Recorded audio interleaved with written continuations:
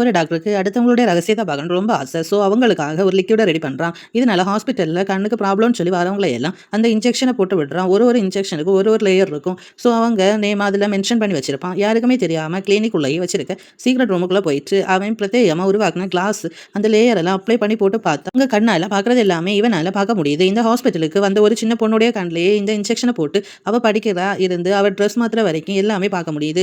இப்படி ஃப்ராடு தனம் பண்ணுறதுக்காகவே ஹாஸ்பிட்டலை வச்சுட்டு நடத்திட்டு இருக்கான். அந்த ஹாஸ்பிட்டலே ஒரு அழகான பொண்ணு ஒர்க் பண்ணிட்டு இருப்பா. ஆனா அவளை ஹீரோ ஒரு அளவே மதிக்காம கண்ணுல ப்ராப்ளம் சொல்லி மாதவின்னு ஒரு கஸ்டமர் வருவா.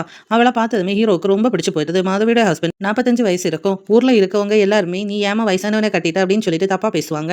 இப்படி ஒரு ஹஸ்பண்ட் வச்சுட்டு இருக்க மாதவியை நம்ம ஈஸியா கரெக்ட் பண்ணலாம்னு சொல்லிட்டு உங்க கண்ணில் கிளியர் பண்றேன் அப்படின்னு சொல்லி மாதவிக்கு ஒரு இன்ஜெக்ஷனை போட்டு மட்டும் இல்லாம கூடவே ஹஸ்பண்டுக்கு ஒரு இன்ஜெக்ஷன் போடுறான்.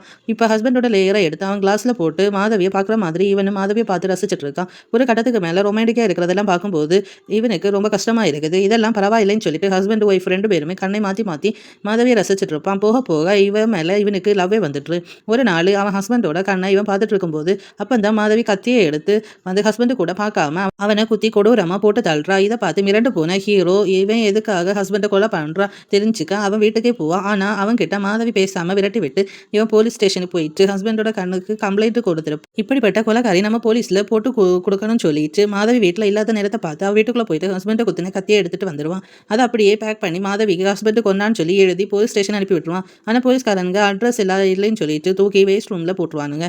இது ஒரு பக்கம் மாதவியை விட்டா இவன் நம்மளை போலீஸில் மாட்டி விட்டுருவான்னு சொல்லிட்டு ஹஸ்பண்டோட பாடியை தூக்கிட்டு வந்து ஹீரோட கிளினிக்லேயே போட்டுருவான். போலீஸும் ஹீரோ தான் கொலைகாரன்னு சொல்லி மாட்டி விட்டு இவன் தப்பிக்கலாம்னு சொல்லி பார்க்கும்போது அங்கே தான் ஹீரோ வந்திருப்பான். இவ்வளோ நாளாக மாதவியை கொலை பண்ணிட்டு இருந்தது வேற யாரும் கிடையாது, ஹீரோ கிளினிக்கில் வேலை பார்த்த பொண்ணு தான். இருங்கடி உங்களை இப்போ போலீஸில் மாட்டி விடுறேன்னு சொல்லிட்டு இவங்க தப்பிக்கும் போது சரியான நேரத்தில் போலீஸும் அங்கே வந்து எல்லாருமே கையங்களவமாக பிடிச்சிட்றாங்க.